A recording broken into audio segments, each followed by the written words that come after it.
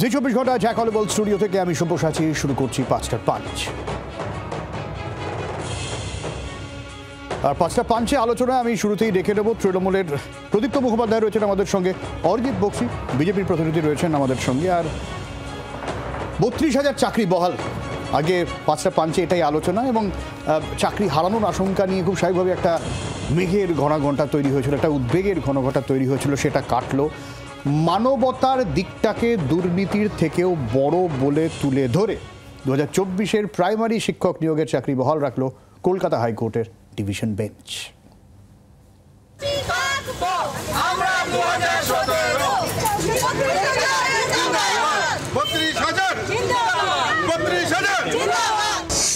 বহাল 32,000 চাকরি। আপাতত স্বস্তির নিঃশ্বাস। 2014 প্রাইমারি শিক্ষক নিয়োগে কলকাতা হাইকোর্টের সিঙ্গেল বেঞ্চের 32,000 চাকরি বাতিলের সিদ্ধান্ত খারিজ কলকাতা হাইকোর্টের ডিভিশন বেঞ্চে। মানবিকতার দিক তুলে ধরে বুধবার বিচারপতি তপব্রত চক্রবর্তী ও বিচারপতি ঋতব্রত কুমার মিত্র ডিভিশন বেঞ্চ 32,000 চাকরি বহাল থাকার রায় দিলেন। ডিভিশন বেঞ্চ জানিয়েছে 2014 প্রাইমারি শিক্ষক নিয়োগে দুর্নীতি হয়েছে, কিন্তু 9 বছর চাকরি করার পর তা বাতিল হলে সমাজের ওপর বিরূপ প্রভাব পড়বে। 32,000 শিক্ষকের পরিবারের কথা ভেবেই চাকরি বহালের সিদ্ধান্ত। আদালত মনে করেছে যে তারা এতদিন কাজকর্ম করে ফেলেছে, এবার যদি সেই চাকরি ফিরিয়ে নেওয়া হয় তাদের পারিবারিক একটা প্রভাব পড়বে। সেই কারণে আদালত মনে করছে যে একটা সিস্টেমের গাফিলতির জন্য অনেকে ন্যায্য অধিকার কেন বঞ্চিত হবে, সেই কারণে তারা কিন্তু আজ আদালত মনে করেছে বলে কিন্তু সিদ্ধান্ত নিয়েছে যে চাকরি বহাল থাকছে। যারা সার্ভিসটা এতদিন ধরে করেছে তাদের এফিসিয়েন্সি আছে এবং কোনো ইরেগুলারিটির জন্য কিন্তু সবার চাকরিভাবে যেতে পারে না।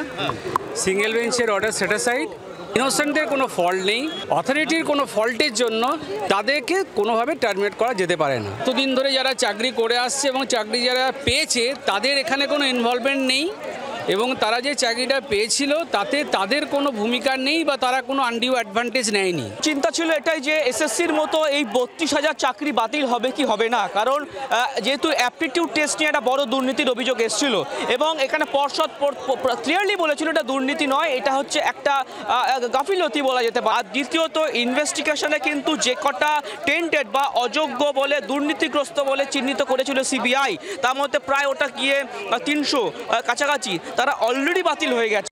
এই রায়টা পুরোটা দেখা হবে, পুরোটা দেখা হয়ে ডিসাইড করা হবে এবং রায় পাস করার পরে আমরা বলেছিলাম যখন স্টে করার জন্য, মাননীয় বিচারপতি স্টে করেনি, তবে এটার কাছে সুপ্রিম কোর্টে এসএলপি ফাইল হবে। এই ক্ষেত্রে যে দুর্নীতি হয়েছে পরবর্তীকালে আমরা হয়তো উচ্চতর আদালতের দিকে আমরা যাব, উচ্চতর আদালতের দিকে আমাদের যেতে হবে, তার কারণ অনেক দুর্নীতি ছিল। তরজা যাই হোক, এই রায় রাজ্য সরকারের কাছে বড় স্বস্তির।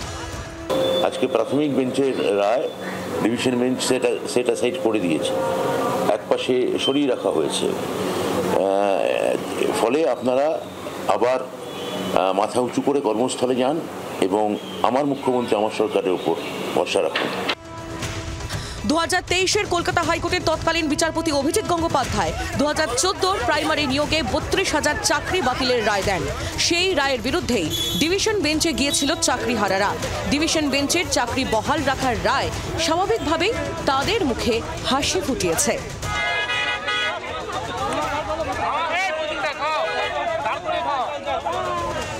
অর্ণবাংশু নিয়োগী, পিয়ালি মিত্র ও রণয় তিওয়ারির রিপোর্ট, জি 24 ঘন্টা।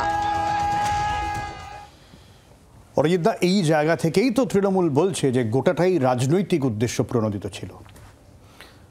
দেখুন, তৃণমূল কি বলছে তার থেকেও বেশি গুরুত্বপূর্ণ বিষয় হচ্ছে যে আজকে যে ঘটনাটা ঘটলো সেটার মূল জায়গাটায় আমাদের পৌঁছানো দরকার। আমি যদি খুব ছোট্ট করে সংক্ষেপে যে যারা মামলাটা করেছিল তাদের মূল অভিযোগের জায়গাটা কী ছিল, আমি ছোট্ট 5টা পয়েন্ট পড়ব এবং আজকে আদালত কি বলেছেন, যেটা আমরা বিভিন্ন মিডিয়া থেকে বা আদালত যেহেতু আদালতে ওপেনলি জাজমেন্টটা প্রনাউন্স করেছে সেখান থেকে যেটা শোনা গেছে, আমি সেটার উপর ছোট্ট কয়েকটা পয়েন্ট উল্লেখ করে আমার মূল বক্তব্য রাখবো। মূল অভিযোগগুলো ছিল, নাম্বার 1, প্রাইমারি বোর্ড কোনো প্যানেল প্রকাশ করেনি যা rule number 7 and 8 of primary school এডুকেশনের বিপক্ষে যায়। নাম্বার 2, রিজার্ভেশন রোস্টার যেটা তৈরি হয়েছে সেটা নিয়ম মেনে তৈরি হয়নি। নাম্বার 3, আনঅথরাইজড প্রাইভেট এজেন্সিকে দিয়ে প্যানেল তৈরি করানো হয়েছিল এবং শুধু তাই নয়, সারপ্লাস প্যানেল তৈরি করানো হয়েছিল, যেটা কোনোভাবে আইনসম্মত নয়। নাম্বার 4, একটা সো কল্ড অ্যাপটিটিউড টেস্ট, যে পরীক্ষার্থীরা তারা জানতেই পারেনি কবে অ্যাপটিটিউড টেস্ট হয়ে গেল, অথচ কিছু পরীক্ষার্থী সেই অ্যাপটিটিউড টেস্টের নাম্বার পেয়ে গেল। বক্তব্য ছিল যে এই অ্যাপটিটিউড টেস্টের মাধ্যমেই মূল দুর্নীতিটা হয়েছিল। এবং লাস্ট ওয়ান, ভ্যাকেন্সির থেকে বেশি অ্যাপয়েন্টমেন্ট পাবলিশ করা হয়েছিল। এই 5টা পয়েন্টের উপর মূল মামলাটা দাঁড়িয়েছিল। আজকে বিচারকদের যে রায় এসছে তার মূল 3টে মাত্র বক্তব্য যদি আমি তুলে ধরি, তাহলে আমার মনে হয় আলোচনাটা সঠিক পথে থাকবে। নাম্বার 1 কি বলছে আদালত? মহামান্য আদালত বলেছেন কর্তৃপক্ষের ভুল বা দুর্নীতির জন্য যোগ্যদের চাকরি যাওয়া উচিত নয়, ঠিক কথা। নাম্বার 2, দীর্ঘ 9 বছর পর চাকরি বাতিল করলে পরিবারগুলির উপর বিরূপ প্রতিক্রিয়া পড়বে। নাম্বার 3, 32,000 চাকুরিজীবীর সামাজিক অবস্থানের কথা মাথায় রেখে মানবিক দিক থেকে এই সিদ্ধান্ত। আচ্ছা বলুন তো, এই যে প্রথমে যে 5টা পয়েন্ট পড়েছিলাম মামলার বিষয়, আর তারপরে আদালতের যে মূল 3টে বক্তব্যের জায়গা পড়লাম, কোনোটাকে অ্যাড্রেস করলো? অর্থাৎ অভিযোগগুলো যেগুলো ছিল, আদালত কি তার রায় কোনো জায়গায় বলল যে অভিযোগগুলো সারবত্তাহীন, অভিযোগের মধ্যে কোনো সত্যতা নেই, বা অভিযোগগুলোকে ভুল প্রমাণ করা গেছে? তা কিন্তু আদালত বলল না। আদালত বললেন কি, আমি আর রিপিট করব না, আদালত মানবিক গ্রাউন্ড থেকে বললেন যে আজকে এই পরিস্থিতিতে 32,000-এর মধ্যে বহু যোগ্য চাকুরিজীবী রয়েছে যারা প্রপারলি পড়াশোনা করে, প্রপার এডুকেশনের মাধ্যমে, প্রপার পরীক্ষা পদ্ধতির মাধ্যমে নিজেকে যোগ্য করে তুলেছে এই চাকরি পাবার জন্য। অবশ্যই যদি আদালত এটা মনে করত যে এই পদ্ধতির মধ্যে কোথাও কোনো দুর্নীতি ছিল না, সোজা সাপটা তো আদালত বলে দিত যে না, এখানে দুর্নীতির কোনো অবকাশ নেই, দুর্নীতি হয়নি, তাই চাকরি ফেরত হয়েছে। আদালত কিন্তু তা বলেনি। আদালত বলেছে যে দুর্নীতিগ্রস্তদের চাকরি যেন যোগ্যদের তার জন্য সাফার না করতে হয়। উত্তর না, মানে এই কথাটাই অভিজিৎ গঙ্গোপাধ্যায় একটু আগে বুঝলে ভালো হতো না? কেন বলছি, এদের সব কিছুতে এখন মোটিভেশনের প্রয়োজন হচ্ছে। মানে একটা পেপটক, মানে মোদিজি যথেষ্ট নন, শাহজি যথেষ্ট নন, অধিকারীবাবু যথেষ্ট নন, একটা পেপটক দরকার হয়। বিভিন্ন লোককে পেপটক নিয়ে বেসরকারি জায়গায় এরা পৌঁছে যায়। সেই পেপটকের মতন একটা ইস্যু দরকার ছিল, যে ইস্যুটা বিজেপিকে খানিকটা ওই আপকি বার 200 পার না হওয়ার যন্ত্রণা ভোলাতে সাহায্য করবে, একটু মিডিয়ায় টিকে থাকতে সাহায্য করবে। তার ফলে অভিজিৎ গঙ্গোপাধ্যায় নামক এক ধরনের মানুষকে পেয়ে গেলেন, যে অভিজিৎ গঙ্গোপাধ্যায় আবার বসলেন যে আমি তো কিছুদিন আগে থেকেই বিজেপির সঙ্গে যোগ সাজসে ছিলাম। আবার বর্তমানে তিনি বলছেন বিজেপিকে যে জায়গায় নিয়ে যাওয়ার দরকার ছিল বাংলার বিজেপি সেটা পারছে না। উদ্দেশ্য খুব পরিষ্কার ছিল যে আজকে আমাদের ব্যবস্থাকে, রাজনৈতিক ব্যবস্থাকে সম্পূর্ণ একটা টালমাটাল করে দেওয়া, সরকারি প্রতিষ্ঠানকে দুর্নীতির মধ্যে দিয়ে নিয়ে যাওয়ার যে প্রক্রিয়া হয়েছে, সেইখানে দেখা যাচ্ছে একটা প্রচার প্রচার প্রচার। 32,000-এর চাকরি খেয়ে নেবো, প্রথম কে বলেছিল, কার মাধ্যমে এই মামলা হয়েছিল? ওদের মুখপাত্র আইনজীবী। ফলে তরুণ জ্যোতি যে মামলা করেছিল, আজকে দীর্ঘদিন ধরে যে কথা অরিজিৎ দা এখানে বললেন, কেউ রিক্যাপ করে এইটা এসএসসির ক্ষেত্রে চালিয়ে দিন তো দেখি। 2016-র এসএসসির ক্ষেত্রে এই বক্তব্যটাই চালিয়ে দিন। তাহলে সেক্ষেত্রে তাহলে অরিজিৎ দার বক্তব্য পাল্টে যাচ্ছে কেন? সেক্ষেত্রে কোর্টের বক্তব্য পাল্টে যাচ্ছে কেন? আমার খুব অদ্ভুত লাগে যে আজকে এই যে আইন বিচার ব্যবস্থার মধ্যে দিয়ে, আমি 32,000-এর চাকরির ক্ষেত্রে পরিবারের প্রভাব পড়বে বলছে, 26,000-এ পড়বে না। 26,000-এর ক্ষেত্রে কোনো সমস্যা হলো না। সেক্ষেত্রেও তো নট স্পেসিফিক্যালি টেন্টেড লিখেছিল, স্পেসিফিক্যালি টেন্টেড তো বলতে পারেনি। তোমরা যে কথাটা মিস করে যাচ্ছ, বারবার বলেছে সিবিআই এটা প্রমাণ করতে ব্যর্থ যে এখানে দুর্নীতি হয়েছে, তার মানে দুর্নীতি হয়নি। সেই প্যারাগ্রাফটা একটু পড়ে শোনানোর ব্যবস্থা করো। আজকে 32,000 চাকরির বিষয়টা সম্পূর্ণভাবে 266 জনের একটা হিসাব তো হয়েছে, কোর্ট বলেছে দুর্নীতি হয়েছে, এবং সেটা কি বলছি, সেটা তো সরকার কারেকশন করেছে। আমি বলি তোমার সময় আমি বলে দিচ্ছি, আচ্ছা ঠিক আছে, সেক্ষেত্রে তাদের সরানো হয়েছে এবং এসএসসির ক্ষেত্রেও তাদের সরানোর প্রক্রিয়া চলছিল। একইভাবে এসএসসির ক্ষেত্রেও সেই সরানোর প্রক্রিয়া চলছিল, যেটা ভুল হয়েছে সেটা দুর্নীতি বলো, যা খুশি বলো। কিন্তু আমার বক্তব্য হচ্ছে যে কারেকশন একটা ক্ষেত্রে সম্ভব, আর একটা ক্ষেত্রে সম্ভব নয় কেন? তার মানে আমরা যেটা দীর্ঘদিন ধরে বলে আসছি যে বিচার ব্যবস্থার এক অংশ কোনো না কোনোভাবে বিজেপিকে অক্সিজেন দিয়েছে, যেটা প্রমাণ করেছে অভিজিৎ গঙ্গোপাধ্যায় বিজেপির এমপি ক্যান্ডিডেট হয়ে বিচারক থাকা অবস্থায় নিজেকে রিটায়ার করিয়ে নিয়ে আগাম রিটায়ার করিয়ে নিয়ে আজকে সেই প্রক্রিয়ার মধ্যে দিয়েই তো ওরা যাচ্ছে। ওদের কাছে ইস্যু কোথায়? যেখানে মমতা বন্দ্যোপাধ্যায়ের সরকার চাকরি দিতে চাইছে, যেখানে মমতা বন্দ্যোপাধ্যায়ের সরকার মানুষের কাছে বিভিন্ন প্রকল্প নিয়ে পৌঁছাচ্ছে, যেখানে মমতা বন্দ্যোপাধ্যায় সরকার নতুন নতুন স্কুল কলেজ তৈরি করছে, সেখানে এই ধরনের যখন কর্মকাণ্ড বিচার ব্যবস্থাকে কেন্দ্র করে করার চেষ্টা হয় তখন হয়ে যায় একটা রাজনীতিকরণ, সরকারের রাজনীতিকরণ, যেটা কেন্দ্রীয় সরকারের থাকা বিজেপি দল তার নিজের প্রভাব ব্যবহার করে করছে। এতগুলো ছেলে মেয়ের চোখের জল দীর্ঘদিন ধরে কিছু কিছু উকিল টাকা করলো। তৃণমূলের নেতাদের বলতো না, এরা বলে না যে যাদের ভ্যান চালানোর ক্ষমতা ছিল না তারা আজকে গাড়ি করে ঘুরে বেড়াচ্ছে। আমার তো মনে হয় কিছু কিছু কোর্টের উকিল যাদের 1 নম্বর সাইকেল বা বাসে যাওয়ার অধিকার ছিল তারা আজকে বড় বড় প্যাজেরো গাড়ি নিয়ে ঘুরে বেড়াচ্ছে এই সমস্ত মানুষের টাকা নিয়ে। যে সমস্ত মানুষরা আজকে রাস্তায় বসে রয়েছে তাদেরকে বিভ্রান্ত করে, তাদেরকে ভুল পথে চালিত করে এই সিপিএম, এই বিকাশ বাবুরা আজকে বলছেন পুরো প্যানেল বাতিল হওয়ার দরকার ছিল, পুরো প্যানেল ভুল ছিল 2016 ক্যান্ডিডেটের ক্ষেত্রে। আজকে ঠিক সেটাই এই ক্ষেত্রেও বলা গেল যে বিজেপির কিছু উকিল বিজেপির সাহায্য করেছে এবং তার ফলে বিজেপিকে অক্সিজেন দিয়েছে। আখের এদের মোটিভেশনের দরকার। মানে বিষয়টা হচ্ছে এটাই দাঁড়াচ্ছে যে যাবতীয় কিছু রাজ্যে হয়ে যাক, দুর্নীতি হয়ে যাক, চাকরি চলে যাক, তোমরা বলবে ওরা, ওরা বলবে তোমরা, মোদ্দা কথা এই।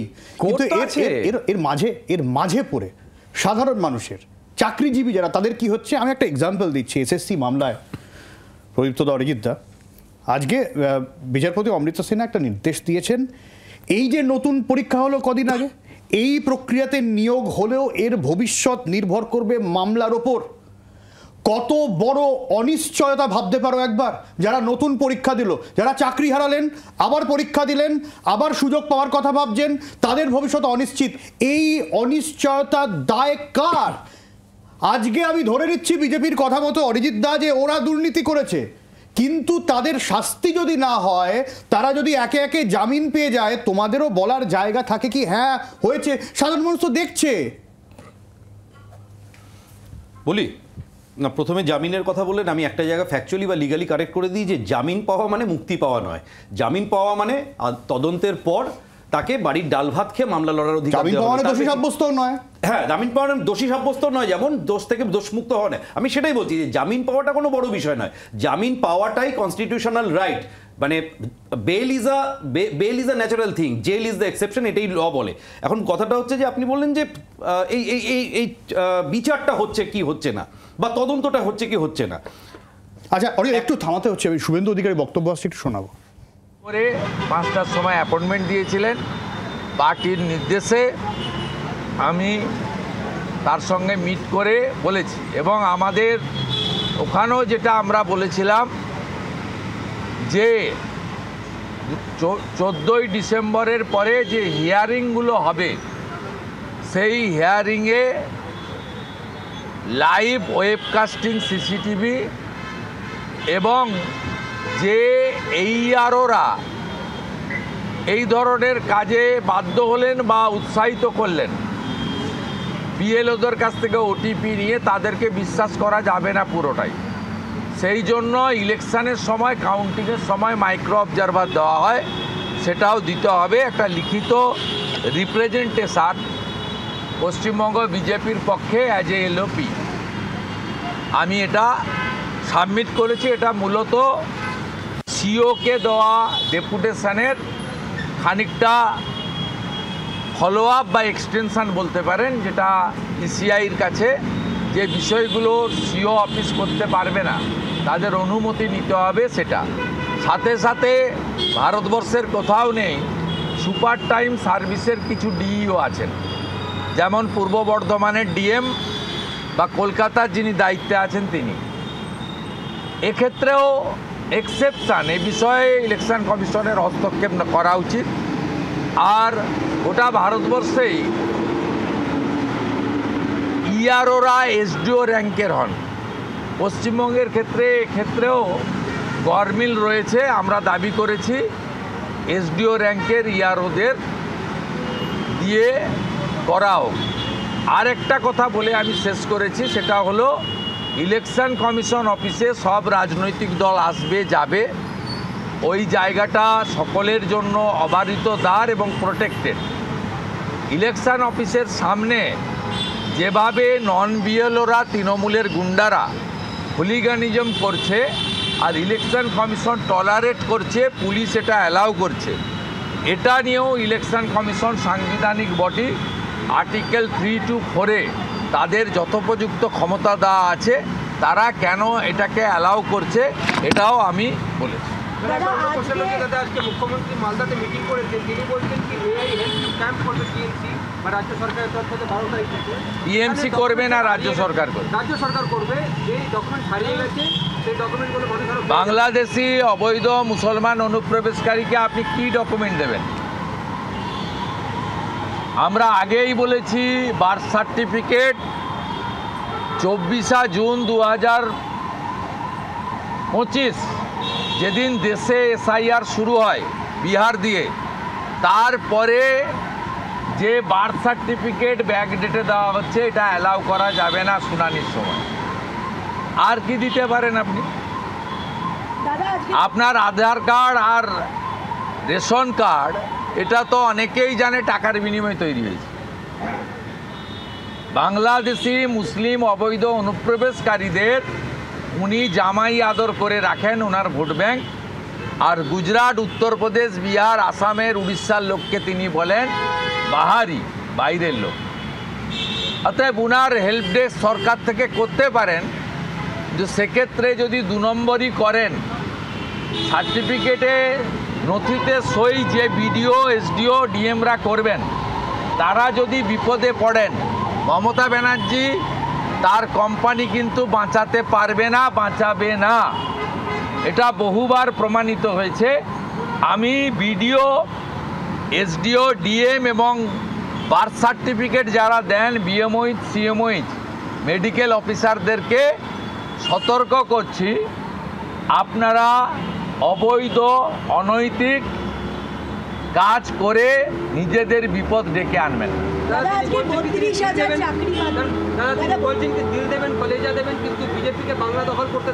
সে উনি রাজনৈতিক লড়াই করে দেখুন, আমরাও রাজনৈতিকভাবে লড়াই করে উনাকে সরাবো। দয়া করে এসআইআরকে এনআরসি বলবেন না, অ্যাক্সিডেন্টে মৃত্যুকে এসআইআরের সঙ্গে তুলনা করবেন না, অবসরপ্রাপ্ত আইএএস অফিসার সুব্রত গুপ্তকে ধমকাবেন না, সিও মনোজ আগরওয়াল বা সিইসি জ্ঞানেশ কুমারের পিতৃ পরিচয় তুলে গালাগালি করবেন না। আপনি দয়া করে আপনার ভাষা এবং মুখকে সংযত করুন। দাদা, আজকে 32,000 চাকরি বাতিলের যে রায় সেটা খারিজ হয়েছে, কি বলবেন সেটা নিয়ে? সিঙ্গেল বেঞ্চের রায় ছিল তথ্য এবং ডকুমেন্টের উপরে, ডিভিশন বেঞ্চের রায় হয়েছে 32,000 শিক্ষক শিক্ষিকা তার পরিবারের কথা ভেবে। অতএব একই ক্ষেত্রে এসএসসির ক্ষেত্রে পদ্ধতি দেখানো হয়েছে, প্রাইমারির ক্ষেত্রে তাদের পরিবারের কথা, 9 বছর চাকরি করেছে কথা দেখানো হয়েছে। একইভাবে জুডিশিয়ারির এক একটা বেঞ্চ, এক একজন বিচারপতি এক একভাবে ব্যাখ্যা করেছেন। কিন্তু আমি মনে করি জুডিশিয়ারিতে সবসময় ডকুমেন্ট এবং তথ্যের উপরে হওয়া উচিত। আজকের রায়তে আমি এই যে ছেলেমেয়েরা, আমার ভাই বোনেরা চাকরি করছেন, তাদের বিষয়ে আমার কিছু বলার নেই। তারা পরিস্থিতির শিকার, তারা টাকা দিতে বাধ্য হয়েছেন, তাদেরকে সাদা খাতা দিতে বাধ্য করেছে। আমার সহানুভূতি তাদের সঙ্গে আছে, কিন্তু আমি যেটা বলতে চাই, মানিক ভট্টাচার্যরা যে কাণ্ড কারখানাটা মমতা ব্যানার্জির নির্দেশে করেছেন এসএসসির মতো প্রাইমারিতে, এটা অনৈতিক। আজকের রায়ে যদিও অর্ডার কপি আপলোড হয়নি, যেটুকু বলেছেন ওনারা যে এসএসসির মতো এখানে আইডেন্টিফিকেশান হয়নি, এটা যেমন একটা দিক, অন্যদিকে পদ্ধতিগত ত্রুটি আছে এটাও বলেছেন। কিন্তু তারা বিচার করেছেন 32,000 শিক্ষক শিক্ষিকা তার পরিবারের কথা, অর্থাৎ মানবিক দিক। আমি এই প্রথম দেখলাম জুডিশিয়ারি মানবিক কারণে বৈধ জাজমেন্টকে খারিজ করলেন। এর বেশি আমার কিছু বলার নেই। আমরা ভারতীয় জনতা পার্টি এটাতে পার্টি ছিলাম না। যারা 10 লক্ষ পরীক্ষার্থী ছিল, 32,000 চাকরি পেয়েছিল, সেই 9,68,000 পরীক্ষার্থীর মধ্যে একটা অংশ গেছিল কোর্টে। তারা এবারে উচ্চ আদালতে সুপ্রিম কোর্টে যাবেন কিনা সেটা তারা বা তাদের লয়াররা বলতে পারবেন। কিন্তু আজকের জাজমেন্টে মমতা বন্দ্যোপাধ্যায় সরকার পদ্ধতি মেনে স্বচ্ছতার সঙ্গে যে রিক্রুটমেন্ট করে না, এটা কিন্তু জাজ বলে গেছেন। তাই অভিজিৎ গাঙ্গুলি সঠিক, তিনি ডকুমেন্ট এবং তথ্যের উপরে জাজমেন্ট দিয়েছিলেন। আর ডিভিশন বেঞ্চের 2 জাজ মানবিক দৃষ্টিভঙ্গি দেখে এই চাকরিটাকে বহাল রাখলেন। তাই আমি মনে করি অভিজিৎ গাঙ্গুলির জাজমেন্টটাও ঠিক। ইনারা যেটা বলেছেন সেটা নিয়ে আমার কোনো বক্তব্য নেই, কারণ জুডিশিয়ারিকে আমরা যারা ল মেকার, আমি দীর্ঘদিন এমপি MLA, আমরা অলওয়েজ রেসপেক্ট করি। আর যারা ভিকটিম হয়েছেন 9,68,000 পরীক্ষার্থী, যারা বঞ্চিত হয়েছেন, যোগ্যতমের উদ্বর্তন হয়নি, মেধা অনুযায়ী চাকরি হয়নি, তারা কি করবেন তাদের বিষয়। কারণ তাদের হাতে ডিভিশন বেঞ্চ একটা বড় অস্ত্র তুলে দিয়েছে, পদ্ধতিগত ত্রুটি ছিল কথা বলে। বাকিটা অর্ডার আপলোড হলে আগামীকাল কলকাতাতে বিশ্লেষণাত্মক বক্তব্য বিরোধী দলনেতা রাখার চেষ্টা করতে পারে।